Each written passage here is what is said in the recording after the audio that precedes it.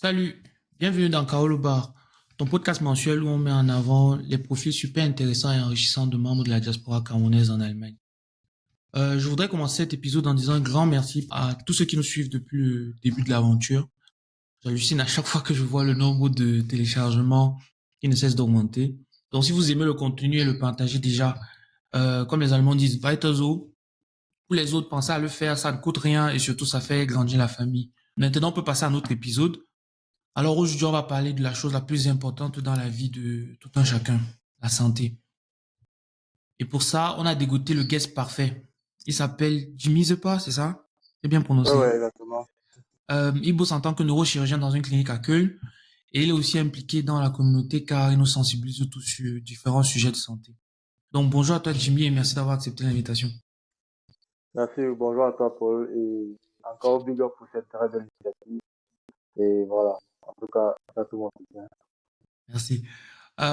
Tu reviens, pour ceux qui ne savent pas, il revient d'une nuit de garde. Donc, il est rentré, il est tout de suite venu s'installer devant l'ordinateur pour que on puisse faire ça. Donc, vraiment, chapeau. Je ne sais pas si moi, je serais capable de faire ça. Si vous demandez de quoi on va parler concrètement aujourd'hui, eh bien, sachez qu'on va parler de son boulot en tant que neurochirurgien. Comme je l'ai dit plus tôt, on va parler de son engagement dans la communauté, on va parler de son opinion sur notre système de santé et ses problèmes, ainsi que de possibles solutions à apporter pour l'améliorer. Donc, sans plus tarder, Jimmy, on va passer à la première partie de l'épisode, l'apéro, cette partie-là où tu te présentes.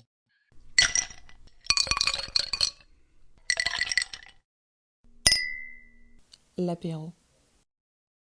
Donc, dis-nous, qui est Jimmy Zepa, pour ceux qui ne le connaissent pas encore?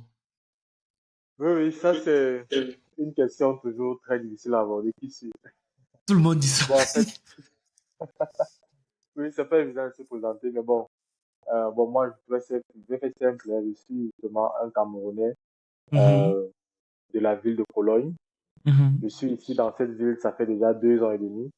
Donc, lorsque j'ai fini mes études de médecine dans le 10e Magdebourg, mhm, et donc, je suis arrivé ici, j'ai eu mon travail dans l'hôpital de mhm, Cologne-Merheim, où j'exerce justement désormais la profession de médecin en spécialisation en neurochirurgie, comme tu l'as dit. mhm.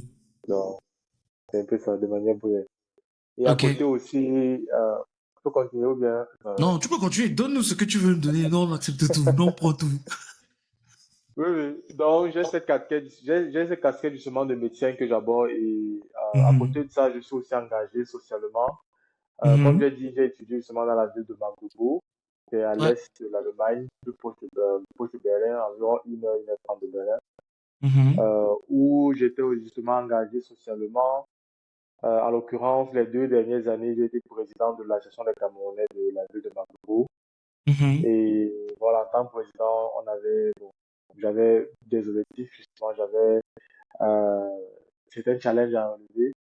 Pour moi, il était question justement de faire un peu plus connaître la communauté de Magdebourg, tisser justement des connexions, essayer de voir justement qu'est-ce que les autres associations camerounaises font dans leur ville mhm. d'intéressant et voir comment implémenter ça justement dans la ville de Magdebourg, mais aussi apporter aussi aux autres communautés ce que Magdebourg sait faire et voilà, bref, échanger, créer justement des liens. Parce que vous Ouais. savez, justement, nous ne sommes pas dans notre pays, donc on vit plus ici en communauté.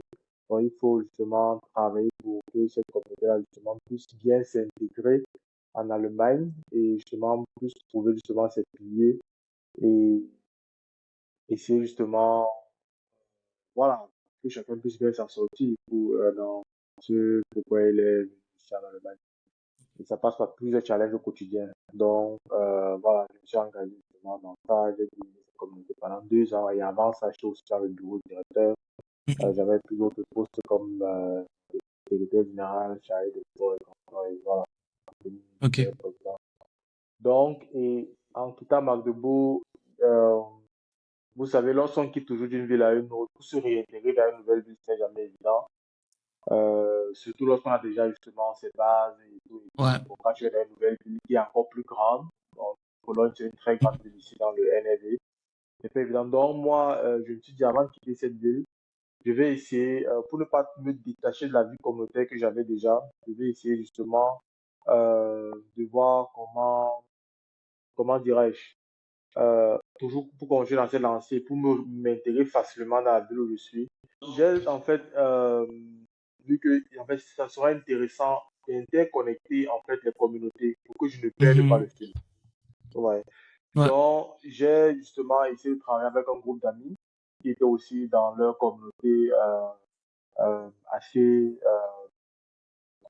bien implantés, qui occupaient justement des postes, voilà, que ce soit du président ou bien, bref, qui occupaient des postes justement dans leur communauté. On a vu comment justement essayer d'interconnecter nos différentes communautés pour mhm. créer une communauté qu'on appelle aujourd'hui l'Alliance. L'ACAG, c'est Ouais, l'association des associations camerounaises d'Allemagne, on va dire ça comme ça. Donc, avant de quitter Magdebourg, justement, on a travaillé sur un projet comme ça avec justement ces personnes-là. On a créé cette super association qui a justement pour but d'interconnecter toutes les associations camerounaises de l'Allemagne afin justement d'échanger les expériences, les interconnecter, faire en sorte justement que si dans une association il y a des choses qui se passent bien, que ça se passe aussi bien dans l'autre association. Bref, cet échange ouais. justement des expériences et tout. Et pour faciliter justement aussi on va dire, l'intégration, voilà, des Camerounais dans les villes. Vous savez, la communauté camerounaise en Allemagne est très vieille, mais on a toujours en fait presque les mêmes problèmes. Lorsqu'on arrive dans une ville, qu'est-ce qu'on utilise d'abord dans la ville là, Ouais. comment entrer en contact avec les anciens étudiants ou bien les travailleurs de la ville. Bref, on a Donc, c'est tout voulu ça que vous justement, facilitez, quoi. oui, on essaie justement de faciliter tout ça et voilà, c'est un travail permanent. Nous sommes encore juste au début, parce qu'il y Mhm. a encore vraiment beaucoup à faire. Mais bon, on a aussi réalisé plein de choses. On a justement plusieurs plateformes où on peut être suivi, où on fait beaucoup, plein d'émissions éducatives, voilà. Donc, Justement, on va c'était en juste, parler. ok, Tu veux parler de l'Alliance TV, n'est-ce pas? oui, Alliance On Civile, va en justement, parler. très C'est un nom solidement. qui a tombé plusieurs fois, qu'on a déjà évoqué plusieurs fois dans le cadre du podcast. Parce que je suppose que tu connais Tiflon Foudio. Oui, Je crois exactement, qu'elle est membre c'est une de l'Alliance. collaboratrice, bien Ouais. sûr. Oui, Donc, c'est un nom qu'on a déjà évoqué plusieurs fois dans le podcast, comme j'ai dit. Et j'ai justement des questions qui touchent à l'Alliance TV. Donc, ok, y a on va pas de arriver à souci. ce niveau-là. Ok. Ok. Là, c'était une brève présentation de toi. Maintenant, on va entrer dans le vif du sujet.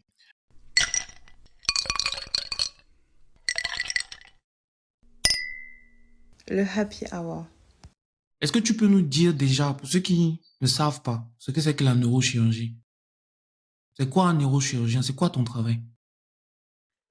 Ouais, justement, comme tu l'as dit, justement, il y a beaucoup de personnes qui, lorsqu'on entend neurochirurgie, bon, on entend beaucoup associent directement ça à la neurologie.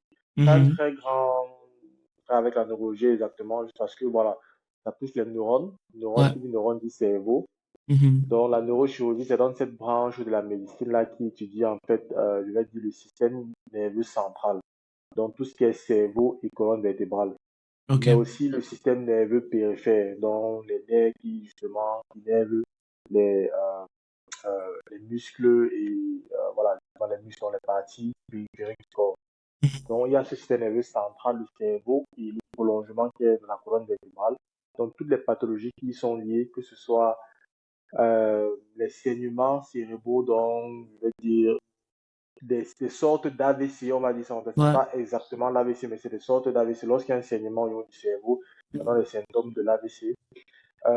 Tout ce qui est tumeur dans le cerveau, tout ce qui est accident, euh, traumatisme crânien, je vais dire. Ça concerne les neurochirurgiens. Donc, tout ce qui est justement mal de dos, on va dire, qui Mhm. tire dans le bras ou qui tire dans la jambe, ça concerne les neurochirurgiens. Tout ce qui est tumeur qui affecte le cerveau et la colonne vertébrale, ça peut être des tumeurs primaires, ça peut être aussi être des métastases. Donc, pour les gens qui sont Mhm. atteints peut-être de certains cancers tels que le cancer du poumon, le cancer des seins et tout, mais le cancer de la prostate, il peut avoir à partir d'un certain moment donné des répercussions au niveau du cerveau, de la colonne vertébrale. Donc, ça donne un peu avec le temps de discuter à marcher, de discuter à parler, donc ça. Donc, ça, c'est en fait voilà, un pôle de maladies qui concerne le neurochirurgien. Parfois, par but de langage, on ne sait même pas justement que le neurochirurgien est concerné dans certains cas et tout. Mais vraiment, c'est une discipline de la médecine qui se retrouve vraiment, je vais dire même au cœur des choses, parce que le système nerveux, c'est le centre, en fait. C'est le centre de ton Donc, organisme. justement, Parlons maintenant de ton engagement dans la communauté, que j'apprécie beaucoup. Tu as une émission qui s'appelle Santé pour tous. J'en ai parlé un peu avant sur l'Alliance TV. Évidemment. Très bonne émission en Ouais. passant que je conseille à tout le monde. J'ai évoqué des sujets qui sont vraiment, qui nous touchent vraiment. Tu vois, ton épisode, par exemple, sur les antidouleurs. Ça, c'est un épisode qui m'a parlé, moi, personnellement, parce que je joue au foot, tu vois, en club et tout. Et chez nous, les ibuprofènes, ça se passe comme les Mhm. petits bonbons. Il sait plus Ouais, qu'il ouais. y a un footballeur qui avait dit ça une fois sur Bill, Sport Bill, un truc comme ça. Il avait dit, ouais, les ibuprofènes, c'est des petits bonbons Ouais, dans le ouais. foot amateur. Et moi, c'est un truc qui m'a Exactement. toujours un peu inquiété en me disant, mais personne n'en parle, en fait. C'est un truc classique, c'est normal, là, ça passe crème, mais personne ne se Mhm. demande, OK, est-ce que ce qu'on fait là est vraiment bien ou pas? Donc, je conseille cette Mhm. émission-là vraiment à tout le monde qui fait des choses de manière automatique, mais qui ne se pose pas de questions vraiment Oui, en oui. arrière-plan, de savoir est-ce que c'est bon ou pas.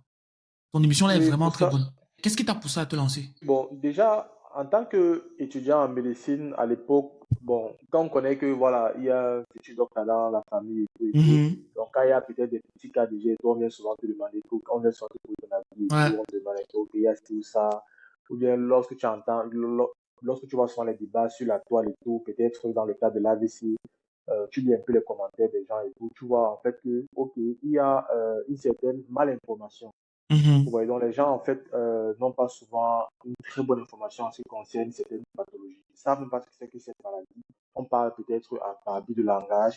Et c'est aussi comme ça que la prise en charge derrière aussi, avec, je ne vais pas tirer sur notre système de santé maintenant, mais la prise en charge parfois aussi laisse un peu à désirer. Mhm. Et c'est pour ça que j'ai ressenti vraiment le besoin de parler de plusieurs thématiques Mhm. et voilà, c'est comme ça que c'est venu avec l'élan de l'Alliance et l'Alliance TV. On a créé donc justement des émissions et j'ai inséré avec le temps justement l'émission Santé pour tous pour informer vraiment les gens sur voilà, les concepts pratiques de santé, la prévention qui pour moi en médecine est très importante. Ouais. Aujourd'hui, la médecine moderne fait très peu dans la prévention, plus dans la curativité et pour moi, voilà, c'est pas très optimal donc c'est Mais là, tu important. vas contre ton business model. Parce que j'ai entendu ce truc-là. Il y a certaines personnes qui argumentent en disant, ouais, un médecin ne peut pas vendre la prévention parce que sinon personne va venir le voir.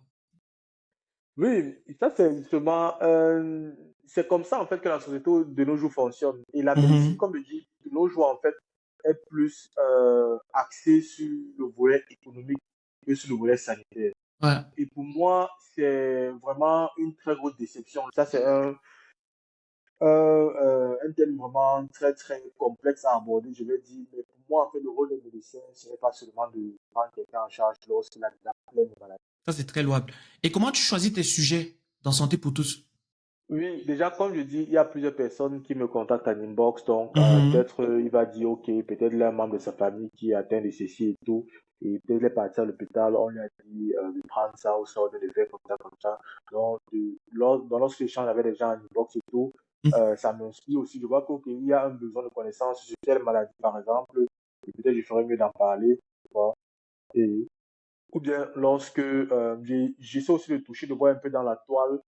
euh, les, justement les pathologies qui sont un peu mal connues ou bien qui font peut-être un peu le buzz, je vais dire, Ouais. et j'essaie justement d'apporter, voilà, mon expertise par rapport à ça. Quelle pathologie fait le buzz? Bon, bon, pas une pathologie dans ce sens, mais peut-être le manque de connaissances peut-être en matière de secourisme. On Mhm. a eu à voir dernièrement ou bien récemment une vidéo d'un monsieur lors, je sais pas si c'était un anniversaire ou bien je sais pas quoi, une cérémonie où il s'est Mhm. écoulé et où certains premiers gestes ont manqué d'être faits. Ouais. Ou bien l'année passée, il y a eu plusieurs de nos artistes qui sont décédés dans certaines conditions, voilà, pas très bonnes, que ce soit des Mhm. accidents de circulation et tout. Ouais. Donc il y a des premiers gestes parfois justement qui sauvent et que beaucoup de personnes, voilà, ignorent. Donc la prochaine émission même de Santé pour tous sera basée dessus, sur le secourisme, les Mhm. premiers gestes justement qu'il faut faire justement lorsque voilà, quelqu'un atteint, ou bien quelqu'un vient de faire un accident, ou bien quelqu'un vient de circuler devant vous, qu'est-ce qu'il fait rapidement. Donc, c'est des trucs comme ça que je prends aussi dans la toile de temps à autre, ou bien je me dis des sujets à l'époque que les gens viennent de poser sur la table, Ok. voilà.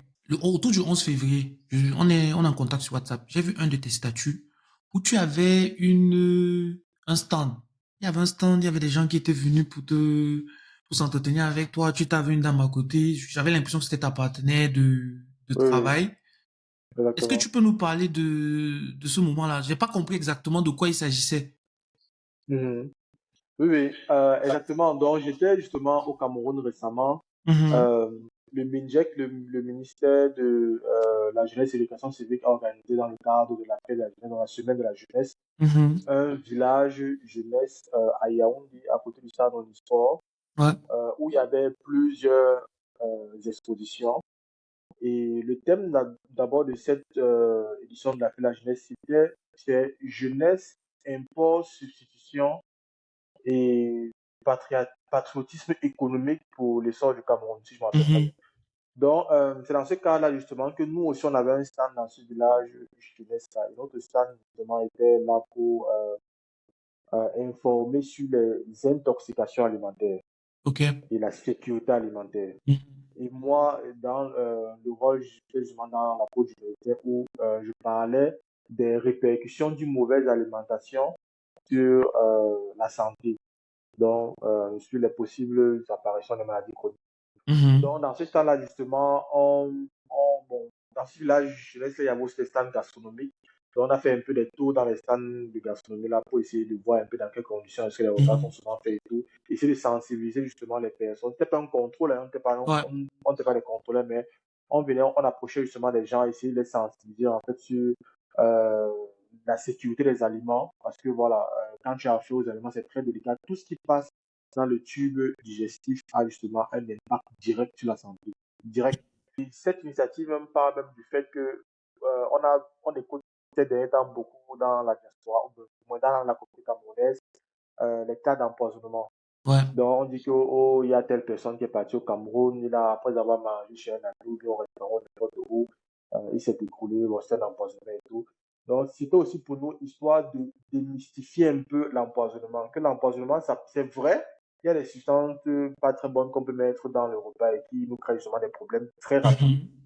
Mais il y a aussi une mauvaise hygiène de vie qui peut aussi concourir à des indigestions ou bien à une intoxication alimentaire. Ouais. Et ça peut être à courte durée, comme ça peut être sur un très long terme aussi. Donc, le fait peut-être de manger euh, constamment fast-food, de Ouais. manger gras, congelé, surgelé, salé, ne pas faire du sport, fumer, boire de l'alcool. Donc, cette hygiène de vie-là, sur une longue période, peut faire en sorte que du jour au lendemain, tu marches comme ça, peut-être que tu bois même une semaine, une bouteille d'eau, bien tu bois un jus et puis tu t'écroules. Ouais.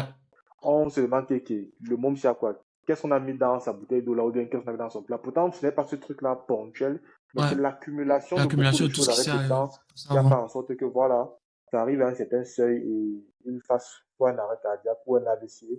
Ou, voilà. Donc ça, c'est justement des maladies qui peuvent s'installer à la suite d'une mauvaise hygiène de vie chronique. Ok. Maintenant, tu as parlé de ces intoxications alimentaires qui finissent souvent, dans certains cas, par la mort subite de la personne. Et on va pas se mentir, c'est souvent lié aussi à notre système de santé où on ne sait pas forcément prendre en charge les personnes qui sont malades quand elles se présentent. Toi, quel est ton sentiment sur le système de santé? Est-ce que tu te dis qu'on va dans le bon sens, c'est-à-dire au Cameroun, pas du Cameroun exactement.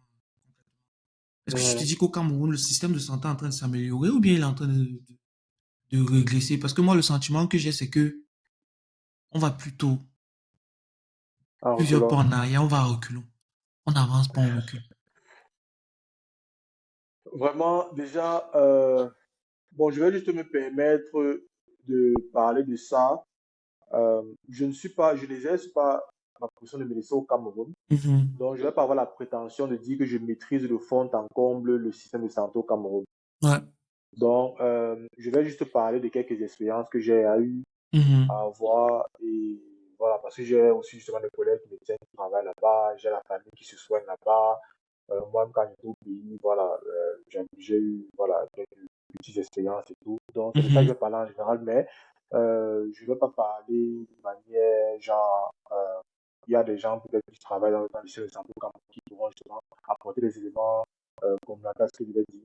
Mhm. Mais déjà, sur la question à savoir si c'est que ça avance ou ça recule, euh, déjà, il faut être bien ancré dans le système déjà sur une très longue période pour bien juger.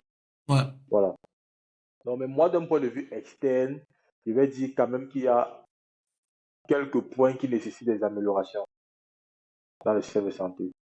Mais déjà, c'est quelque chose de très complexe parce qu'un système de santé, euh, c'est pas seulement les hôpitaux, c'est pas seulement les médecins, c'est un concours de beaucoup de personnes. Les assurances entrent en jeu, le niveau de vie de la population entre en jeu, la politique entre en jeu.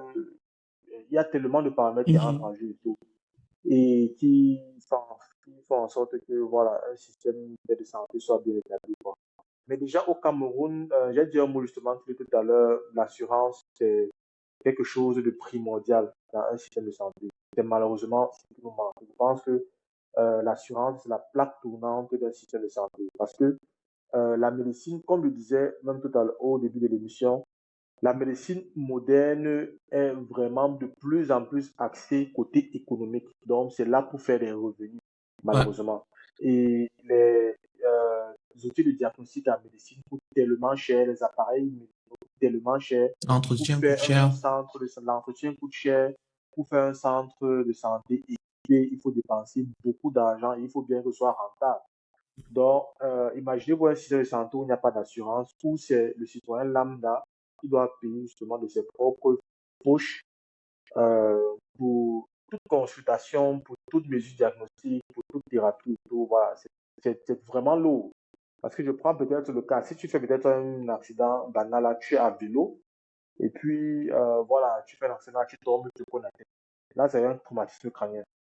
Même si tu parviens à te relever dans un système de santé normal, lorsque tu fais un accident et tu te cognes la tête, tu vois, même si tu es éveillé, il y a certaines choses qui doivent quand même être faites. Toi, Mhm. si tu es éveillé, tu peux parler que tout va bien. Donc, normalement, on devrait justement te faire un scanner cérébral, tu vois, et t'immobiliser d'abord le cou, parce que le cou, c'est une zone très, très sensible. Mhm. Il y a la colonne vertébrale là, le bulbe rachidien et tout. Donc, lorsque au niveau du cou, tu as une lésion et que je vais dire tu as une fracture là et que tu fais un mauvais geste et que ça touche justement cette structure là, tu peux être paralysé. Normalement, je vais dire, lorsque tu fais ce genre d'accident, euh, on doit te faire un scanner complet ou bien un scanner de la tête et un scanner du cou. Mhm. Mais voilà, si tu fais ça au Cameroun, c'est des examens qui coûtent, je vais dire, un scanner cérébral, c'est dans les 100 000 francs, un scanner cervical aussi dans les 80 100 000 francs. Tu te retrouves à 200 000 francs. Si tu es quelqu'un, voilà, tu es un jeune, tu ne travailles pas, ou bien peut-être tu te débrouilles un peu et tout, débourser déjà 200 000 francs comme ça, là, pour faire ça, tu vas te dire que, gars, c'est faux. Tu te lèves de ton vélo et tout, tu penses que tu vas bien et tout, tu dis que bon, ça va. Tu te lèves, tu vas, et puis 2 heures ou 3 heures de temps après, tu tombes dans le coma. Et là, maintenant, ça commence à être un peu plus sérieux. Là, il Ouais. faut agir rapidement. Et beaucoup de personnes meurent même dans ces situations-là. Genre, tu tombes dans le coma et par contre, tu te prends même déjà pour mort. Mhm. Or, c'est un coma. Un coma n'est pas forcément la mort. Il y a encore plusieurs mesures qui peuvent être prises pour te ramener rapidement. Mais c'est en fait associé à des dépenses d'argent où lorsque tu n'as pas une assurance et que tu n'es pas quelqu'un qui a un très grand revenu, peut-être tu vis du SMIC, je vais dire, tu ne peux pas te l'offrir. Donc, du coup, c'est très important d'avoir un système d'assurance qui fait en sorte que lorsque quelqu'un est malade, que sa prise en charge soit normale et coulante, sans regarder que, ok, est-ce qu'il va pouvoir payer les soins, est-ce que pourtant la personne est en train de mourir. Il y a tellement de cas, je ne vais pas citer, que ce soit de mon côté, que ce soit de ton côté, que ce soit sur la toile et tout, il y a des cas de personnes qui sont décédées comme ça, parce que par manque d'argent, on n'a pas pu les prendre en charge. Mhm. Donc déjà, pour moi, c'est un très gros handicap, je vais dire, de notre système de santé. Euh, C'est-à-dire, on n'a pas d'assurance et ça freine beaucoup la prise en charge des soins, surtout des urgences, des cas d'urgence où pour moi, ce sont des cas où on ne doit même pas réfléchir, on doit prendre la personne en charge parce que rien ne vaut la vie humaine, rien du tout. Donc, ce n'est pas par manque de 100 000 francs que quelqu'un va Va décéder parce que mourir. les 100 000 francs ne peuvent pas donner une vie en fait. Donc, du coup, pour moi, c'est un très grand défaut que je trouve dans notre système de santé. Et mais maintenant, comment pallier à ça? Ça, c'est encore une très grande question parce que, voilà, une assurance conventionnelle qui va fonctionner au Cameroun avec nos réalités, avec notre culture, avec nos...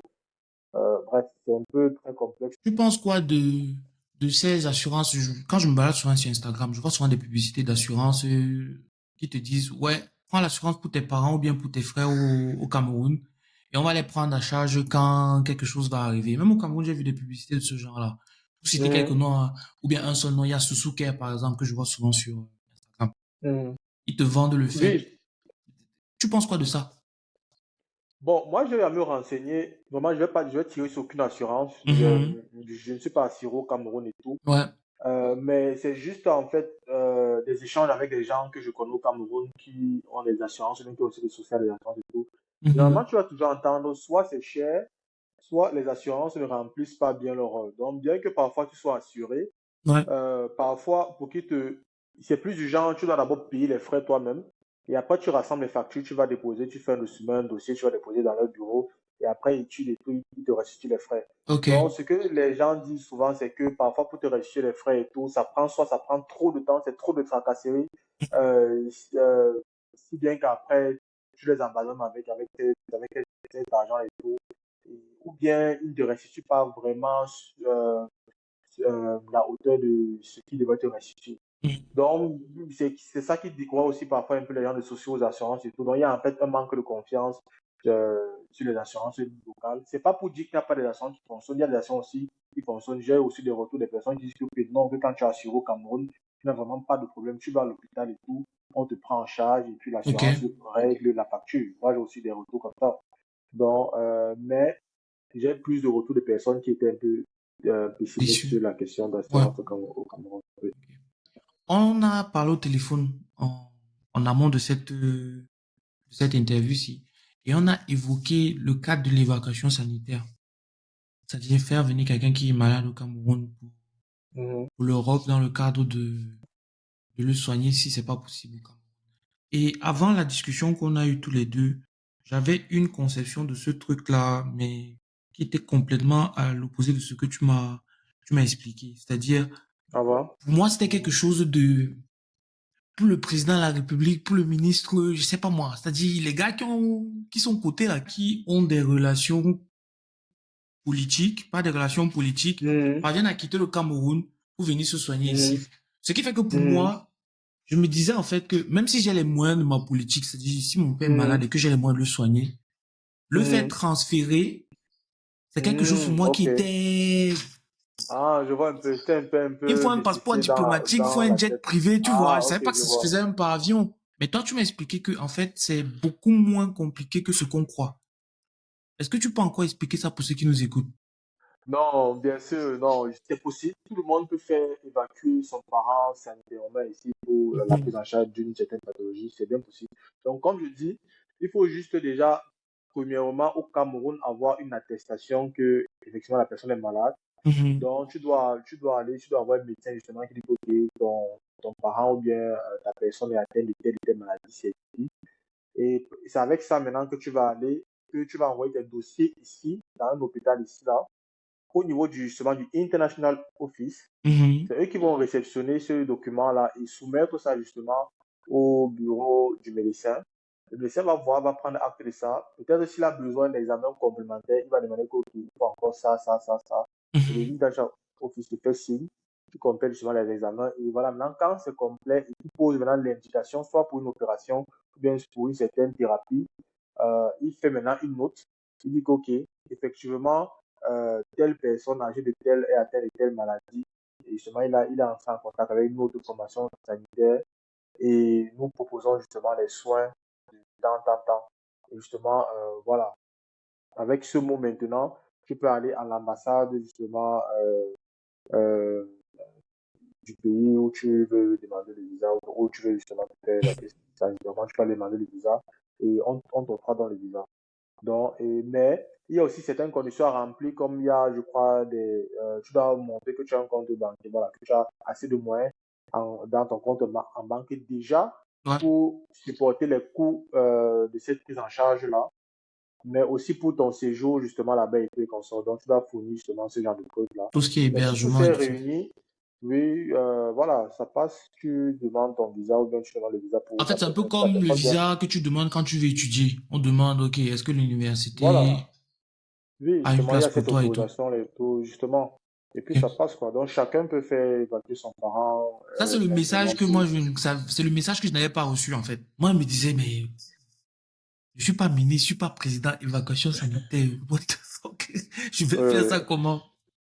Mais ouais, c'est, ouais, c'est un peu ça. mais c'est intéressant. Pour ajouter un petit truc par rapport à ça, moi, j'aime bien toujours parler, en fait, en jeu de la diaspora. Quel est le Mhm. rôle que la diaspora joue, ou bien quel est le rôle que la diaspora peut s'octroyer. Parce qu'il y a, moi, je me dis, en fait, la diaspora, en fait, c'est, ou bien devrait être assez organisée Mhm. pour impacter dans beaucoup de domaines.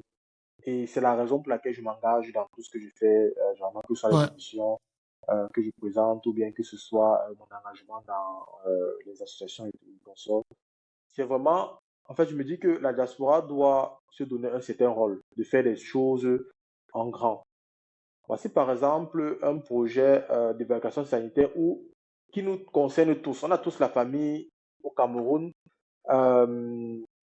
qui sont dans un système de santé qui n'est pas le meilleur, je vais dire ça comme ça, et où nous sommes toujours appelés à envoyer de l'argent pour qu'ils puissent se soigner ou bien pour supporter justement les frais de prise en charge et consorts. Mais en envoyant l'argent dans un système où peut-être il y a un manque cruel de spécialistes, les formations sanitaires ne sont pas très bien équipées et consorts et tout, ça fait en sorte que la prise en charge des maladies n'est pas optimale.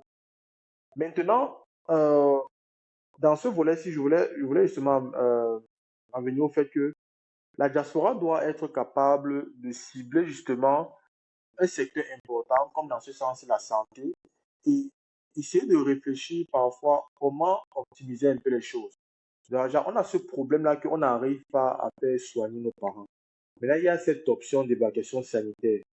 Moi, la question que je lance justement aujourd'hui, c'est comment est-ce que la diaspora peut s'organiser pour faciliter les évacuations sanitaires? Parce qu'il y a justement des pays qui le font, qui sont organisés de telle manière que, voilà, ils ont un certain train, en sorte que quand leur peut-être, ce qui fait en sorte qu'ils puissent venir en Allemagne, par exemple, se faire soigner.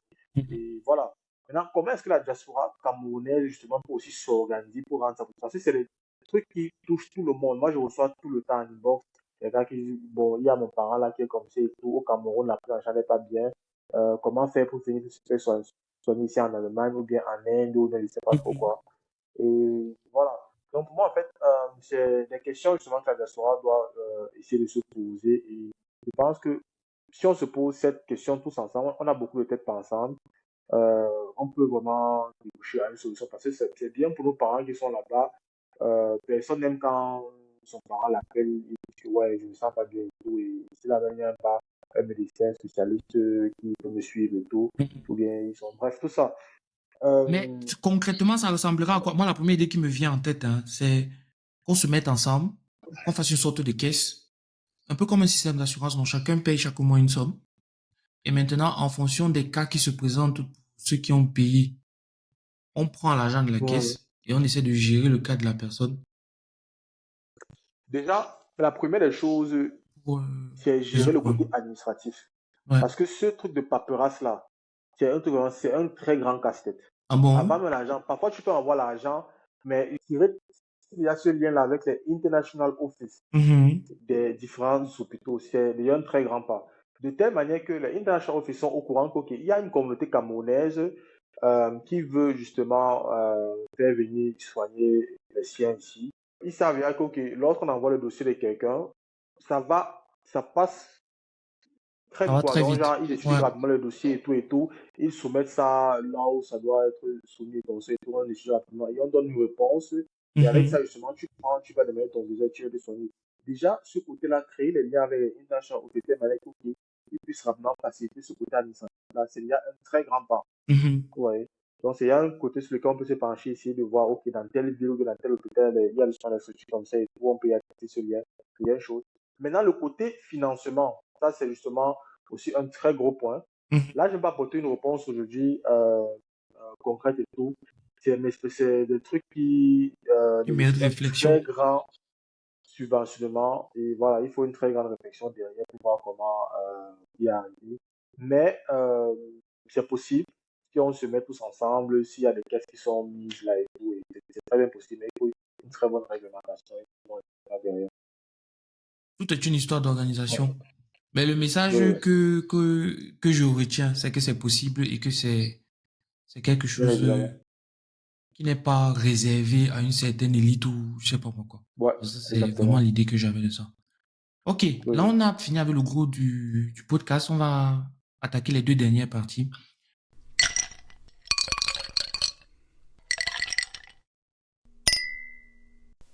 L'open bar. On a parlé antidouleur tout à l'heure. Ça, c'est une question qui moi me touche vraiment. Mais c'est un truc qui m'a traumatisé dans les vestiaires. Pourquoi c'est pas bien de prendre les ibuprofènes à répétition? Est-ce que tu peux nous parler de manière résumée des conséquences? C'est quoi le plus gros problème avec les antidouleurs? Pour ceux qui nous écoutent et qui croient que c'est des bonbons. Voilà. Déjà, il faut savoir qu'en médecine, chaque médicament, il n'y a pas un médicament qui ne cause pas un problème Mhm. ailleurs. Donc, comme je disais, il n'y a pas un médicament qui arrive et ça se loge simplement dans un organe et ça traite l'organe. Non, ça se balade dans tout le système. Ouais, Déjà, il faut le savoir. ouais. Et quand ça se balade dans tout le système, ça crée aussi des dommages parce que un médicament agit sur des récepteurs, ça améliore les récepteurs, la réceptivité des récepteurs et tout. Et Mhm. consort, bref, je ne vais pas entrer dans tous les détails, mais ça endommage aussi parfois le fonctionnement de certains organes. Ouais. Dans le cas des antidouleurs, c'est quoi? C'est une classe de médicaments. Je prends la classe de médicaments d'ibuprofène. C'est une classe de médicaments qu'on appelle les anti-inflammatoires. Anti-inflammatoire, ça veut dire ça baisse une réaction inflammatoire dans l'organisme. Mhm. Quand on joue au foot, par exemple, Ouais. vous voyez, après les articulations font mal, les muscles font mal et tout ça sont des réactions inflammatoires. Donc lorsque tu prends les ibuprofènes, ça baisse l'inflammation. Vous voyez, donc ce caractère douleur inflammatoire là. Voilà.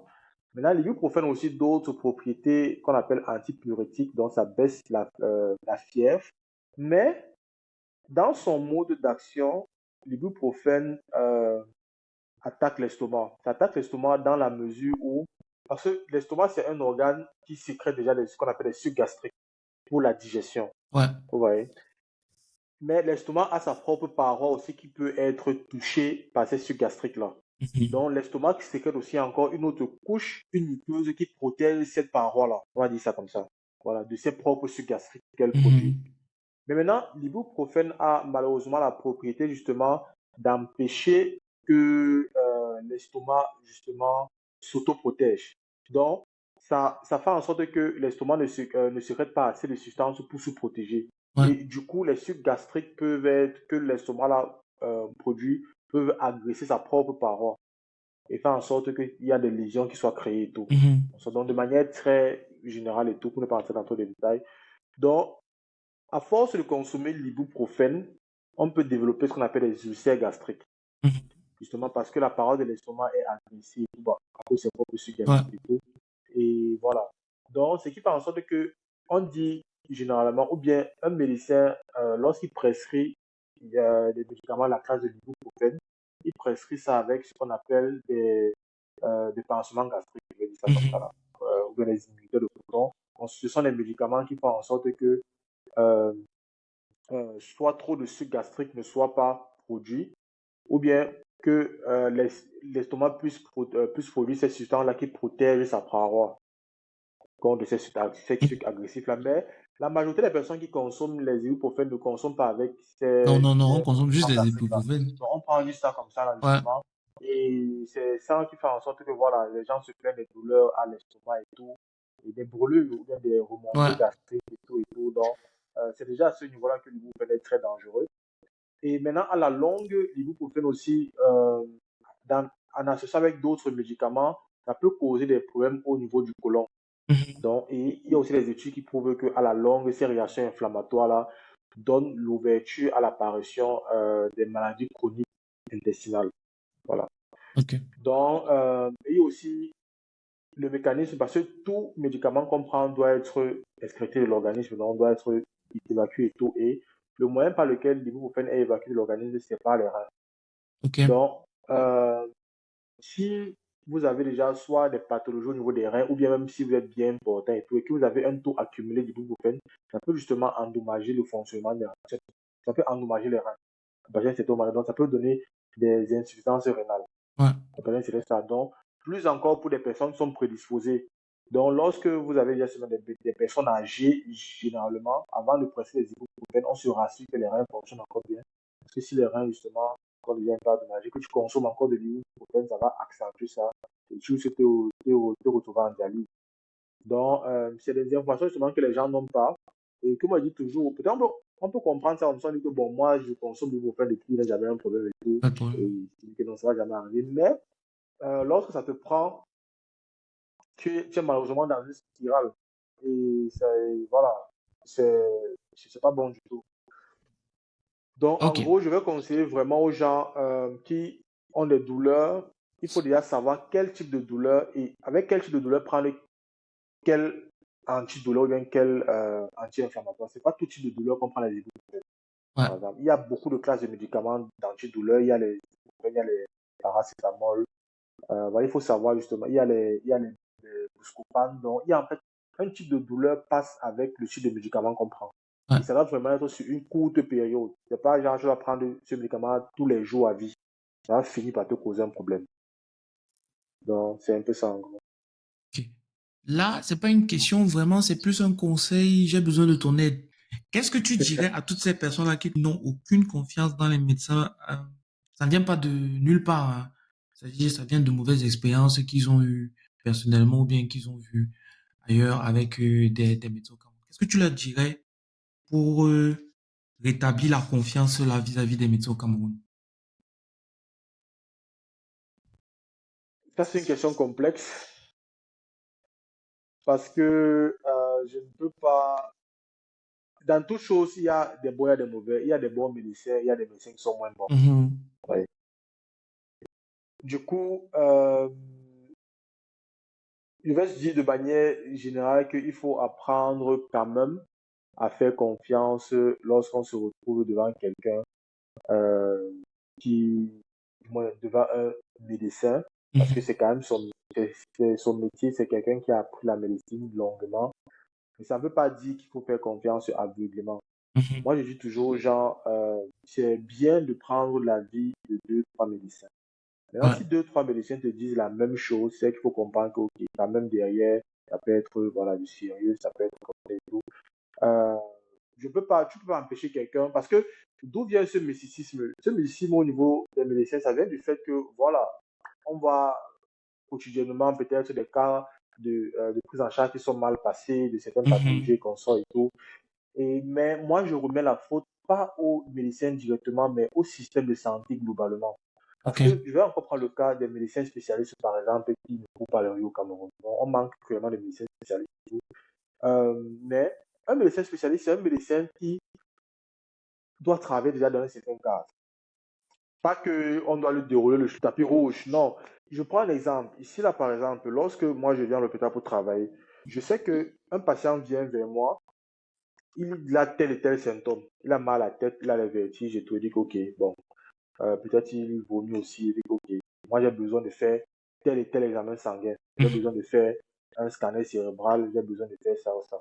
Donc, moi, je prescris un aveuglement. Et puis, je ne suis plus derrière. Je sais que automatiquement, il va aller faire ça. Et quand les examens seront terminés, Mhm. j'aurai les résultats devant moi et je pourrai voir que, ok, il a atteint de ça et ça. Et je vais directement le mettre sur une thérapie. Et la thérapie aussi va continuer. Je vais le prendre en service. On va Ouais. l'hospitaliser. Puis, on va continuer à le traiter là-bas. Donc, tranquille. Moi, je ne me fais pas de soucis. Je ne regarde pas que, ok, est-ce qu'il a l'argent pour payer? Est-ce que même dans l'hôpital, si les examens, c'est que je pressionne, on peut même avoir fait ça et tout, et tout. Moi, je ne me pose pas ce genre de questions-là. Mhm. Et c'est dans cette position aussi que les médecins spécialistes sont, dans la mesure où ils doivent avoir un certain cadre de travail qui leur permet aussi de travailler. Donc, ce n'est pas peut-être les poches du patient qui lui disent quel examen il doit faire. Mhm. C'est plutôt en fonction des symptômes que le patient présente qui prescrit un examen. Ouais. Donc maintenant, si après le patient n'arrive pas à payer, ça c'est un cas vraiment très très compliqué. Maintenant, le médecin se retrouve cloisonné à traiter un patient en fonction de ce qu'il embauche Ouais. et ça réduit en fait justement, et ça fait en sorte que il lui met sur certaines thérapies, le patient part, Il oublie même que peut-être le médecin l'a mis sur cette thérapie-là seulement parce qu'il n'y a pas d'argent, ou bien n'a même pas fait tous les examens qu'il fallait faire parce Ouais, qu'il n'y a pas d'argent. Il va seulement dire que le médecin, il m'a prescrit et j'ai pris. Maintenant, il prend peut-être le médicament ou bien il prend la thérapie comme le médecin l'a conseillé et tout. Et après, ça ne le traite pas. Après, qu'est-ce qui va être véhiculé après que le médecin il m'a pas bien traité, il m'a donné mais le il va pas mauvais être médicament. il va me donner de mauvais médicaments et tout, Ouais, je mais vois un peu. ça va pas ressortir que ok, non, c'est parce qu'il n'a pas toutes les informations sur la même pour me traiter parce que Ouais, moi-même je n'ai pas les moyens. Ça va venir que non, il m'a pas bien pris en charge. Donc en fait, je reviens dans ce fait pour dire que en fait c'est un problème de tout le système. S'il y a un certain cadre de travail sérieux, euh, les hôpitaux sont assez équipés. Il y a un système de santé bien mis en place avec un système d'assurance et tout. Je pense que voilà, il y aura une certaine confiance naturelle qui va être installée et les médecins pourront faire le travail comme il se doit, comme ils ont ouais. appris lors de leur formation et tout. C'est très intéressant ce Oui, que tu as dit. Parce que je n'avais jamais abordé le sujet sous l'angle dont tu viens de parler. Je crois que en entendant ça, beaucoup de personnes vont comprendre ce que tu veux dire. Maintenant, on oui, va passer à la dernière partie, l'afterwork. C'est les questions qui concluent l'interview. Euh,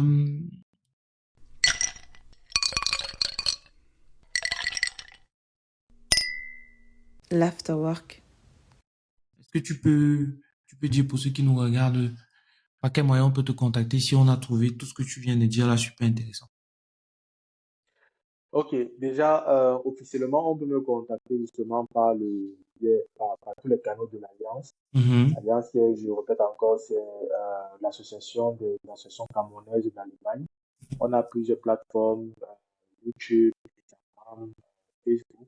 Sur Facebook, on s'appelle ACAG, Alliance of Cameroonian Association Germany. Donc, si vous tapez ça sur Facebook, ça va sortir. Sur Instagram, c'est ACAG Association. mhm. Voilà, donc si déjà par ces deux canaux-là, si vous écrivez à inbox que vous voulez rencontrer, justement, si vous voulez me rencontrer, alors on va vous diriger jusqu'à moi. Et sinon, moi-même, mes comptes personnels et privés sur Facebook, c'est euh, Dr. Jimmy Zipa. Sur Instagram, c'est Z-Concept. C'est Z-Concept 39. Oui, sur Instagram. Et voilà, bon, je ne suis pas encore très actif sur TikTok ou Snapchat et consorts, mais ça arrive. Ok. Mais voilà, déjà, voilà quelques canaux par lesquels vous me contacter. Je mettrai les liens dans la description du podcast, donc ne vous inquiétez pas. Quelles sont tes sources de motivation? Je parle à film, podcast, livres qui façonnent ta manière de penser. Moi, c'est le quotidien. Je Toi aussi, tu m'inspire fais du partie de ceux quotidien. qui apprennent du quotidien. Learning by doing. Oui. Je regarde comment les trucs se passent autour de moi. Je suis quelqu'un, bon, déjà, je lis juste les livres de médecine. Mhm. Parce que les livres de médecine sont tellement nombreux qu'on va jamais finir. Donc, Ouais, je n'ai ouais. pas encore vraiment le temps de m'asseoir et lire d'autres livres. Mhm. Je suis très pauvre en livres. Parce que Mhm. voilà, il y a tellement de lectures en médecine pour faire, Ouais. malheureusement. Donc, je m'inspire, je vais dire plus du quotidien, plus de ce que je vois, de ce qui se passe autour de moi. Mhm. Et voilà, je suis Ok. plus, voilà, comme tu dis, sur le tas. Ok. Voilà. Quel conseil tu Mais de donneras sorte, à quelqu'un qui veut se lancer comme toi dans le domaine de la médecine, dans le domaine de la oui, déjà, neurochirurgie? oui, dans le domaine de la médecine, d'abord, en général, je vais dire à toute personne qui veut faire la médecine, déjà de savoir que la médecine n'est malheureusement plus humanitaire. Il faut déjà le Mhm. savoir, donc.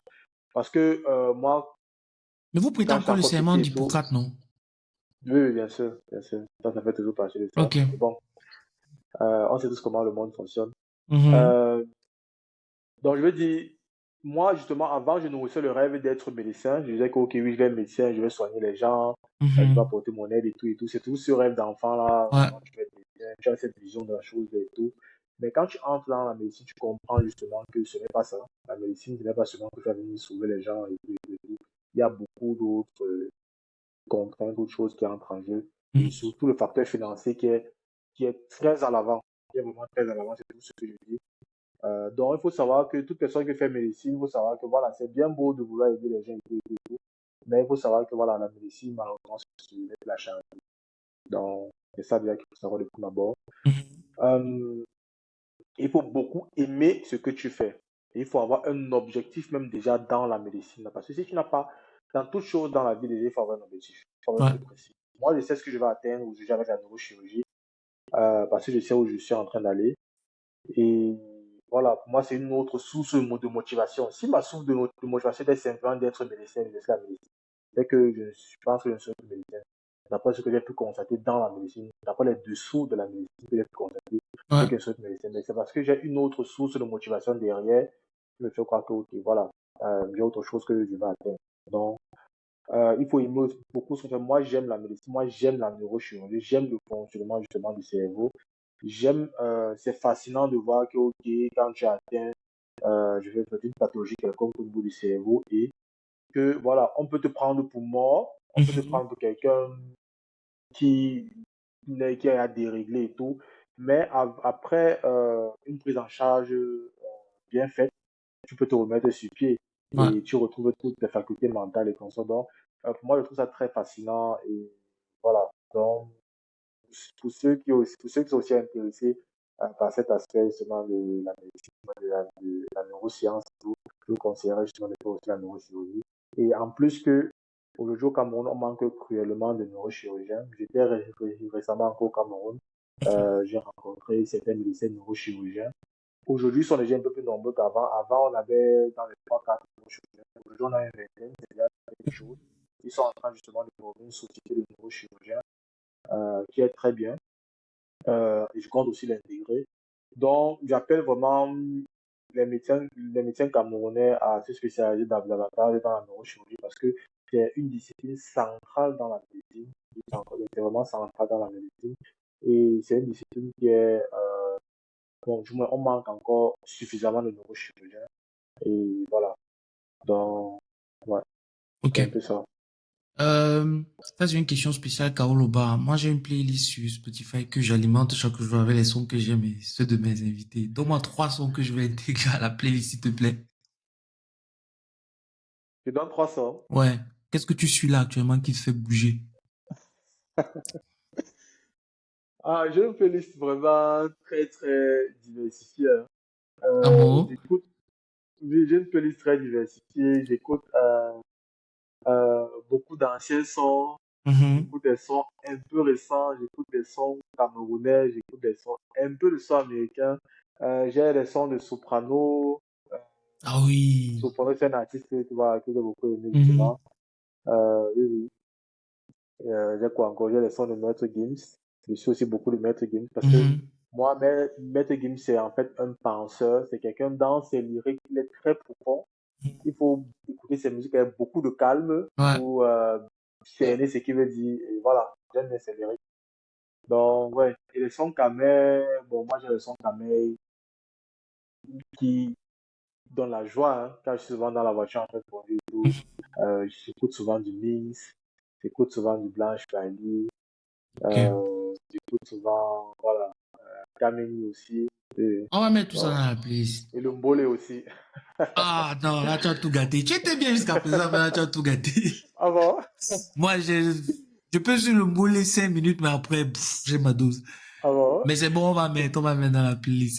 C'est ce que tu as Ok. décidé, donc on va faire. Ok. Est-ce que tu peux me conseiller une personne qui serait vraiment intéressante par son profil pour le podcast, pour un prochain épisode? Pour le podcast dans la communauté camerounaise, Ouais, c'est ça? ouais. Ou bien africaine même de manière générale. Je dis souvent camerounais, mais je suis ouvert au profil africain. En fait, aux Mhm, autres communautés africaines. mhm.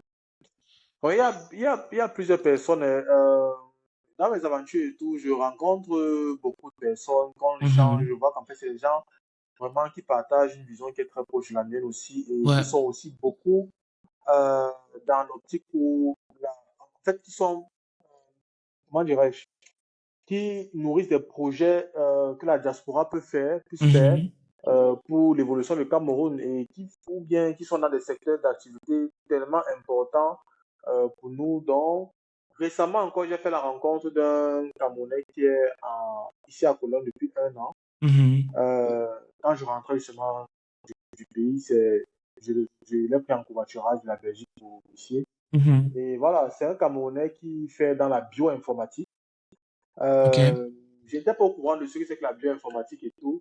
Bon, je savais, mais je ne sais pas qu'on appelle qu'on étudie une filière qui est bioinformatique. Et ce qui Mhm. coule à ça, c'est en fait quelqu'un qui travaille. Bon, en fait, la bioinformatique, c'est quoi? Il m'a expliqué un peu brièvement. Nous, par exemple, en neurochirurgie, si peut-être tu opères peut-être une partie du cerveau et tout, un cancer, je vais dire, et Mhm. tu envoies le biopsat en étude que le pathologue essaie d'étudier pour voir quel type de cellules cancéreuses c'est et quels gènes sont exprimés et tout. Mhm. Le pathologue étudie, mais parfois ça arrive aussi maintenant sur le bureau du bioinformaticien qui sort certaines séquences de l'ADN, peut-être de la tumeur ou bien Mhm. du patient et consort. Et à partir de ça, on peut justement savoir quel gène est exprimé sur la cellule consort. Et Mhm. bref, ça donne beaucoup d'informations sur le type de cancer et qui est aussi très important après dans le suivi, Ouais.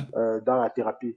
Et c'est aussi un volet très important au Cameroun parce que j'ai rencontré encore justement un neurochirurgien qui m'a dit qu'en fait la prise en charge des maladies cancéreuses est un peu complexe parce qu'après, lorsqu'on opère le cancer, il y a la chimiothérapie, il y a Mhm. la radiothérapie qui vient après. Ok. On ne s'arrête pas à l'opération. Et pour ça, il faut justement cette mesure d'étude cellulaire-là, Ouais. qui n'est pas aussi encore très développée au Cameroun. Donc, quand j'ai vu justement ce Camerounais qui faisait danser et tout, moi, ça m'a vraiment beaucoup inspiré. Mhm. Et voilà, ça m'a vraiment fait beaucoup plaisir.